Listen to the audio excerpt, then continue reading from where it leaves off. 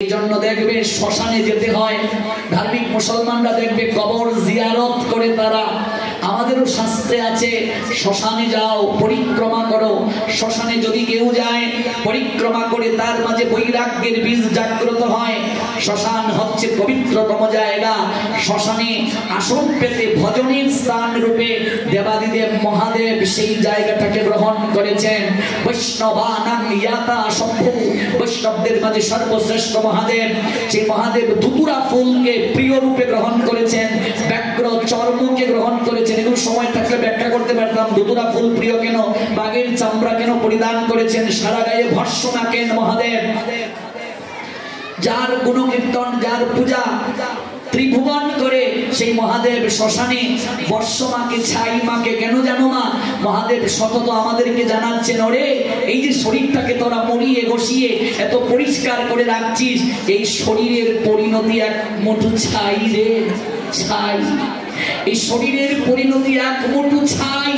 সারা শরীরে মহাদেব ছাই মাকেন, ছাই মেখে জগৎকে বুঝান, ওরে এত বড়াই করিস না রে, এত অহংকার করিস না রে, এত অর্থের অহংকার করিস না, বড় ব্যবসায়ী অহংকার করিস না।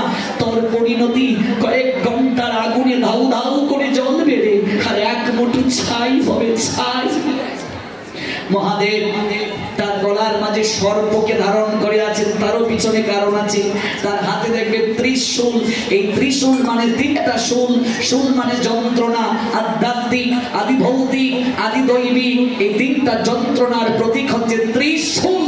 তার কপালে দেখবে আরেকটা চক্ষু আছে, লক লক করে সেখান থেকে অগ্নি বহির্গত হয়। এটা জ্ঞান চক্ষু। এই চক্ষু ছাড়া কোনোদিন গোবিন্দ দর্শন হয় না। এগুলো সময় থাকলে ব্যাখ্যা করতে পারতাম। সেই মহাদেব শ্মশানটাকে সাধনার স্থান রূপে বেছে নিলেন। বেশি দূর যাব না, বারোদি আমরা অনেকেই গিয়েছি কি যাইনি? বাবা লোকনাথ ব্রহ্মচারী বাবার আশ্রমের পিছনে দেখবে শ্মশান আছে কি নেই? বারোদির জমিদার লোকনাথ ব্রহ্মচারী বাবাকে প্রণাম দিয়ে বলেছিলেন, বাবা তোমার জন্য কি সেবা করব, একটা মন্দির বানিয়ে দেই। বাবা বললেন, ওরে আমি যা যাব, আমি আজ এই জায়গায় কাল ওই জায়গায়, আমায় মন্দির বানিয়ে দিয়ে কি করবে রে? না বাবা, একটা কিছু যদি তোমায় না দেই আমার প্রাণটা বড় উচাটন। বাবা বললেন, দিতে চাস? ওই জায়গাটা আমায় দিয়ে দে, ওই বেলগাছের তলটা। ও বাবা, এটা তো শ্মশান, এটা নিয়ে কি করবে? বাবা বললেন, ওরে মূর্খ, শ্মশানটাই হচ্ছে ভজনের জায়গা রে, শ্মশানটাই মানুষের একমাত্র ঠিকানা রে। মনে রাখবে, সব জায়গায় মানুষের উঁচু নিচু ভেদাভেদ আছে, সব জায়গায় আসনের তারতম্য আছে রে। কলেজের প্রিন্সিপালের জন্য আলাদা চেয়ার আছে, প্রত্যেকের পদমর্যাদা অনুযায়ী আলাদা আসন আছে, কিন্তু দুটো জায়গায় কখনো আসনের তারতম্য নেই রে। একটা জায়গা হলো মন্দির, আরেকটা জায়গা হলো শ্মশান। ধনী গরিব বিত্তশালী, ব্রাহ্মণ ক্ষত্রিয় বৈশ্য শূদ্র, কারো জন্য আলাদা কোনো চিতা সাজানো হয় না রে। প্রত্যেকটা মানুষকে একটা জায়গায় গিয়ে দাঁড়াতে হয়।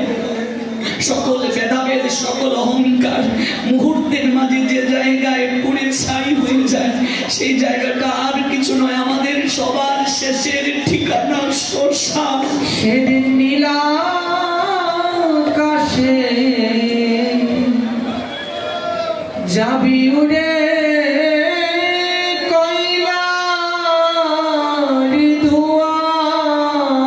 পৃথিবীর সব জায়গায় উঁচু নিচু ভেদাভেদ আছে, আসনের তারতম্য আছে, শ্মশানে কোনো ভেদাভেদ নাই। প্রত্যেক